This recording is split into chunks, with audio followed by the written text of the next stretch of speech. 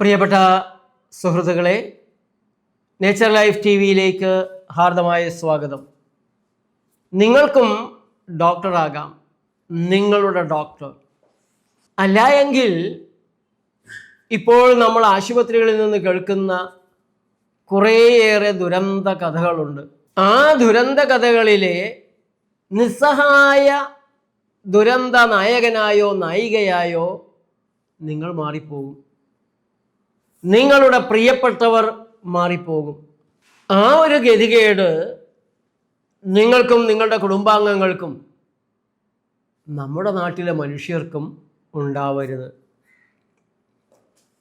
Thiruvananthapuram SIT ആശുപത്രിയിൽ നിന്ന് ശിവപ്രിയ എന്ന 26-കാരിയുടെ ദുരന്ത മരണമാണ് 2025 നവംബർ 9 ശിവപ്രിയയുടെ മരണമുയർത്തുന്ന കുറേ ചോദ്യങ്ങളുണ്ട്. ആ ചോദ്യങ്ങളാണ് ഇന്ന് നാം വിശകലനം ചെയ്യുന്നത്. അത് അണുബാധ കൊണ്ടാണ് എന്നാണ് ഡോക്ടർമാർ പറയുന്നത്.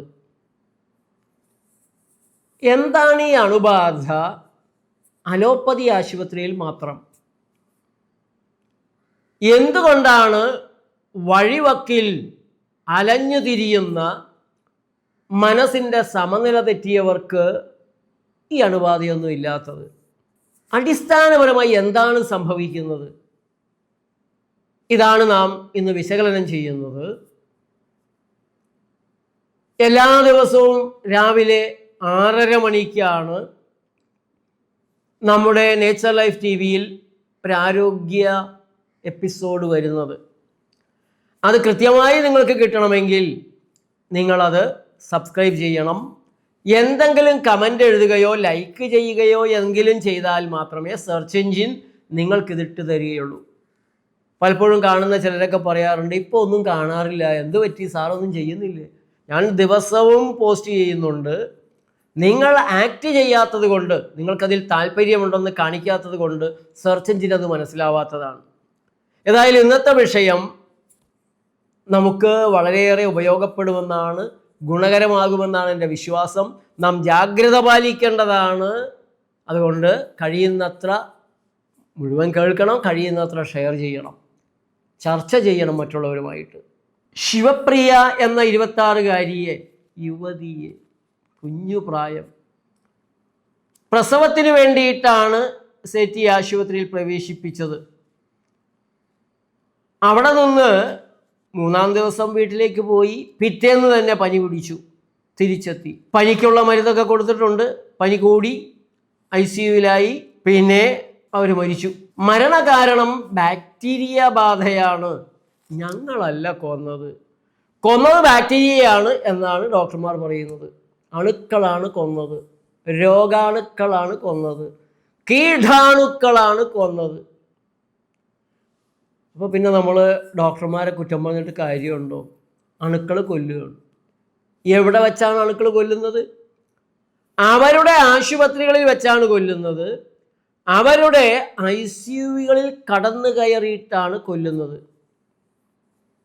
ഡോക്ടർമാർ നിസ്സഹായരാണ്. അവർക്കൊന്നും ചെയ്യാൻ കഴിയുന്നില്ല, നോക്കി നിൽക്കാനേ പറ്റുന്നുള്ളൂ. ചികിത്സ എന്ന് പറഞ്ഞ് അവർക്ക് ചെയ്യാനുള്ള ദ്രോഹങ്ങൾ മുഴുവൻ ചെയ്തിട്ടും ആള് രക്ഷപ്പെടുന്നില്ല. കീടാണുക്കളോട്ട് വിടുന്നുമില്ല. എന്ത് ചെയ്യാൻ പറ്റും? അതുകൊണ്ട് ഡോക്ടർമാരെ കുറ്റം പറഞ്ഞിട്ട് വല്ല കാര്യമുണ്ടോ?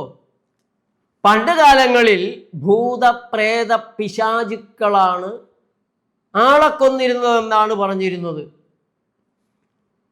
ആർക്കെന്ത് ചെയ്യാൻ പറ്റും? കണ്ണി കാണാൻ വയ്യാത്തതാണ് രോഗകാരണങ്ങളെങ്കിൽ ചികിത്സകരുടെ കാര്യം വളരെ രസമാണ്, എളുപ്പമാണ്, സുരക്ഷിതമാണ്, ന്യായീകരണം കൊടുക്കാം. പക്ഷേ ഞങ്ങളുടെ നേച്ചർ ലൈഫ് കേന്ദ്രങ്ങളിൽ, ആയുർവേദ ആശുപത്രികളിൽ, ഹോമിയോ ആശുപത്രികളിൽ, സിദ്ധ യുനാനി ആശുപത്രികളിൽ ആരും ഇങ്ങനെയൊരു ന്യായം പറഞ്ഞ്, സൂത്രം പറഞ്ഞ് തടി തപ്പാറില്ല. ഞങ്ങൾ അണുബാധ കൊണ്ടാണ് മരിച്ചത് എന്ന് പറഞ്ഞാൽ ആരും ഒട്ടും വിശ്വസിക്കാനും പോകുന്നില്ല. അതെന്താ അങ്ങനെ? പ്രകൃതി ചികിത്സയിൽ വന്നൊരു രോഗി മരിക്കുമ്പോൾ അത് കൊന്നത് സ്റ്റെഫലോകോക്കസ് ആരിയോസ് ആണ്, ക്ലോസ്ട്രിയോയിഡ്സ് ഡിഫിസലിയാണ്, സി ഡിഫ് ആണ്, എൻട്രോ കോക്കായി കൊക്കാച്ചിയാണ്, Enterobacteriaceae, Escherichia coli, Klebsiella pneumoniae, Enterobacter species, Proteus mirabilis, Serratia marcescens, Pseudomonas aeruginosa, Acinetobacter baumannii, Stenotrophomonas maltophilia. ഇവരെല്ലാം കൂടിയിട്ടാണ് കൊന്നത് എന്ന് ഞങ്ങൾ പറഞ്ഞാൽ ആരും വിശ്വസിക്കത്തില്ല. പക്ഷെ ഡോക്ടർമാർ ഈ പേരുകളാണ് പറയുക. ഇതെല്ലാം ആശുപത്രികൾക്ക് മാത്രം, അലോപ്പതി ആശുപത്രികൾക്ക് മാത്രം സ്വന്തമായിട്ടുള്ള ബാക്ടീരിയകളാണ്. വേറെ എങ്ങും ഈ ബാക്ടീരിയ കയറി ആളുകളെ ഒന്നും ചെയ്യത്തില്ല. കോട്ടക്കൽ ആര്യവൈദ്യശാല 100 കൊല്ലമായിട്ട് പ്രവർത്തിക്കുന്നുണ്ട്. അവിടെ കയറി ഇന്നേ വരെ ഇവന്മാർ ഒരു വിക്രിയം നടത്തിയിട്ടില്ല. നേച്ചർ ലൈഫിൻ്റെ 7 ചികിത്സാലയങ്ങളിൽ പലതും 25 കൊല്ലം പഴക്കമുള്ളതാണ്. ഇന്നേ വരെ ഒരു ആക്രമി കീടാണു ആതങ്കവാദിയും കീടാണു ഭീകരനും ആരെയും പിടിച്ച് കൊന്നു കളഞ്ഞിട്ടില്ല, രോഗിയാക്കലും ഇല്ല. പിന്നെ എന്താണ് ഈ അലോപ്പതിക്കാർക്ക് മാത്രം? മിണ്ടാപ്രാണികളുടെ മൗനം സമ്മതമാക്കി, അവസരമാക്കി, അതിൻ്റെ മുതുകത്ത് കുറ്റം മുഴുവൻ ചാർത്തുകയാണോ അലോപ്പതി ഡോക്ടർമാർ? ഇതാണ് നിങ്ങൾ ചോദിക്കേണ്ട ചോദ്യം. പാവം അലോപ്പതിക്കാർ. അവരുടെ ആശുപത്രിയിൽ എത്തുന്നവരെ മാത്രം അതിർത്തി കടന്ന് നുഴഞ്ഞു കയറുന്ന ആതങ്കവാദി കീടാണുക്കൾ കണ്ണീച്ചോരയില്ലാതെ കടന്നാക്രമിച്ച് മാരക രോഗങ്ങൾ ഉണ്ടാക്കുകയും ലക്ഷക്കണക്കിന് രൂപയുടെ ലാഭമുണ്ടാകുന്ന ചികിത്സകൾ ചെയ്യാൻ അവസരം കൊടുത്തിട്ടും കണ്ണീച്ചോരയില്ലാതെ കൊന്നുകളഞ്ഞ് തലവേദന ഉണ്ടാക്കുകയും ചെയ്യുകയാണ്. കണ്ണി കാണാവുന്ന ആതങ്കവാദികളായിരുന്നെങ്കിൽ ഒരു AK-47 തോക്ക് മേടിച്ച് വെടിയൊക്കെ ആയിരുന്നു. പാലക്കാടുള്ള അലോപ്പതി ഡോക്ടർമാർക്ക് കുരുമുളക് സ്പ്രേ ആണ് IMA-ക്കാർ കൊടുത്തിട്ടുള്ളത്. IMA-ക്കാരാണോ അതോ പാലക്കാടുള്ള വലിയൊരു ഡോക്ടറാണോ ആശുപത്രിക്കാരോ എന്ന് എനിക്കറിയില്ല. ഞാൻ കൊടുത്തിട്ടുണ്ടെന്ന് പത്രവാർത്ത വന്നു. പക്ഷേ കീടാണുവിൻ്റെ നേരെ കുരുമുളക് സ്പ്രേ അടിച്ചാൽ ICUയിലും വെന്റിലേറ്ററിലും കിടക്കുന്ന രോഗികളെ കടന്നാക്രമിക്കുന്നതിൽ നിന്ന് കീടാണുക്കൾ പിന്മാറുമോ എന്ന് എനിക്കറിയില്ല. വസതി വാർത്ത ഉണ്ടായിരുന്നു, രോഗികൾക്ക് നേരെ പ്രയോഗിക്കാനാണ് കുരുമുളക് സ്പ്രേ അടങ്ങിയ ടിന്ന് ഡോക്ടർമാർക്ക് കൊടുത്തിട്ടുള്ളത്. എന്തിനാണ് രോഗി ഇപ്പോൾ അലോപ്പതി ചികിത്സയിൽ കുരുമുളക് സ്പ്രേ ഉപയോഗിക്കാൻ തുടങ്ങിയോ? അല്ല, ചികിത്സയ്ക്ക് വേണ്ടിയിട്ടല്ല, രോഗികളിൽ നിന്ന് അക്രമം ഉണ്ടാകുന്നത് തടയാൻ വേണ്ടിയിട്ടാണത്രേ. അങ്ങനെയായിപ്പോൾ അവസ്ഥ. അതിൻ്റെ കാരണം വേറെ ഒരിടത്തും ഇല്ലാത്ത അണുബാധ അലോപ്പതി ആശുപത്രിയിൽ ആളെ കൊല്ലുന്നതൊക്കെ കൊണ്ട് തന്നെയാണ് എന്നാണ്. പിന്നെ അല്ലാതെയും ഉണ്ട്. ഞാൻ അക്രമത്തെ കൂട്ടുനിൽക്കുകയോ ആക്രമിക്കണമെന്ന് ആരെയും ആക്രമിക്കാൻ പാടില്ല, അഹിംസ പാലിക്കണമെന്നുള്ള ആശയക്കാരനാണ്. ഒരിക്കലും അത് ചെയ്യരുത്. പക്ഷേ അതിൻ്റെ ഉള്ളിൽ കിടക്കുന്ന വൈകാരികമായ പ്രകോപന തലങ്ങൾ ഇതിലൊക്കെ തന്നെ ഉണ്ട്. ഇനിയിപ്പോൾ വെടിവെച്ച് കൊല്ലാൻ പറ്റില്ലെങ്കിൽ ബോംബിട്ട് കൊന്നാലോ? അമിത്ഷായോട് പറഞ്ഞാൽ നമ്മുടെ UPA നിയമങ്ങൾ എടുത്ത് ഈ ആതങ്കവാദികൾക്കെതിരെ അതിർത്തി കടന്ന് നുഴഞ്ഞു കയറി ICUവിൽ കയറി കിരാതമായ കൊലപാതകം നടത്തുന്ന അണുക്കളെ ബോംബിട്ട് കൊല്ലാൻ, അല്ലെങ്കിൽ കോർട്ട് മാർഷൽ ചെയ്യാൻ UAPA ആ നിയമം ഒന്ന് നമുക്ക് ബാധകമാക്കി നോക്കിയാലോ എന്നുള്ളൊരു നിർദ്ദേശം എനിക്കുണ്ട്. അതല്ല എങ്കിൽ ആശുപത്രികളിൽ അപ്പോത്തിക്കരിമാരുടെ തിരുവായ്ക്കെതിർവാ പറയുന്നവരെ അമർച്ച ചെയ്യാൻ കേരള സർക്കാർ പാസാക്കി വെച്ചിട്ടുള്ള ഒരു കരിനിയമം, കിരാത നിയമമുണ്ട്, ഭീകര നിയമമുണ്ട്. അതും ഈ അണുക്കൾക്കെതിരെ കൂടെ പ്രയോഗിക്കാൻ നമ്മുടെ ആരോഗ്യമന്ത്രിയോട് ഒന്ന് പറഞ്ഞു നോക്കാവുന്നതാണ്. എങ്ങനെയായാലും അലോപ്പതി ഡോക്ടർമാർ നിസ്സഹായരാണ്. പാവങ്ങൾ. അവരല്ല കൊല്ലുന്നത്, അവരുടെ മരുന്നുകളും അല്ല കൊല്ലുന്നത്. കീറി മുറിച്ചിട്ട് അതിൽ തകരാറുകളൊന്നും വരാറില്ല. മുറിയാൻ പാടില്ലാത്ത നാഡീ ഞരമ്പുകളൊന്നും മുറിയാറില്ല. കൊല നടത്തുന്നതെല്ലാം അണുക്കളാണ്, അണുബാധയാണ്. സഹിക്കുക നാട്ടാരെ, സഹിക്കുക നാട്ടാരെ, ഞങ്ങൾ എന്ത് ചെയ്യാനാണ്? അങ്ങനെയാണെങ്കിൽ പിന്നെ അങ്ങോട്ട് എന്തിനാ പോകുന്നത്? അവിടെ ചെല്ലുമ്പോൾ ഞാൻ ഈ നേരത്തെ പറഞ്ഞ പല പല പല പേരുകളിലുള്ള പല പല ബാക്ടീരിയകൾ കയറി നിങ്ങളെ ആക്രമിക്കുമെങ്കിൽ, അണുബാധകൾ ഉണ്ടാകുമെങ്കിൽ അങ്ങോട്ട് പോകുന്നത് എന്തിന്? പ്രത്യേകിച്ച് പ്രസവത്തിന്.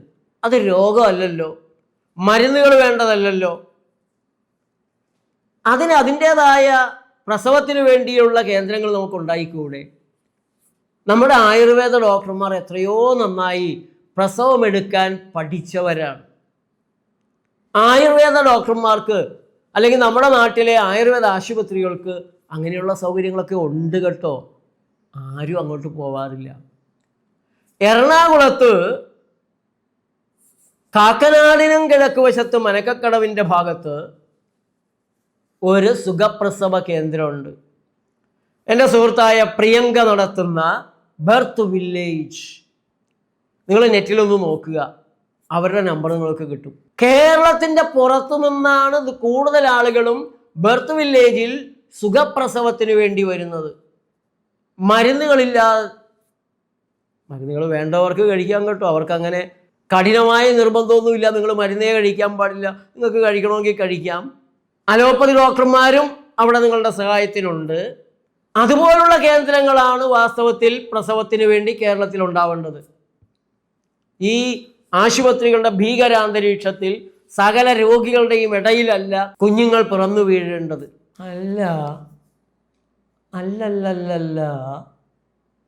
അല്ല ഡോക്ടർമാരെ, നിങ്ങളുടെ കയ്യിൽ അണുനാശിനികളില്ലേ? ലോഷനുകൾ കലക്കി ഒഴിക്കുന്നു, സ്പ്രേ ചെയ്യുന്നു, വിഴുങ്ങാൻ കൊടുക്കുന്നു, കുത്തിക്കേറ്റുന്നു.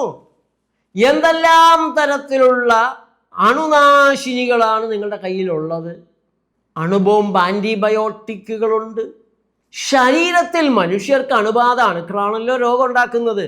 അതുകൊണ്ട് ആ രോഗാണുക്കളെ, ഞാൻ പറയുന്നതല്ല നിങ്ങൾ പറയുന്നത്, അതുകൊണ്ട് ആ രോഗാണുക്കളെ കൊല്ലാൻ, നമ്മുടെ ശരീരത്തിനുള്ളിലിരിക്കുന്ന അണുവിനെ കൊല്ലാൻ ആൻറ്റിബയോട്ടിക്കുകളെന്നാണല്ലോ നിങ്ങൾ ഞങ്ങളെ പഠിപ്പിച്ചിട്ടുള്ളത്.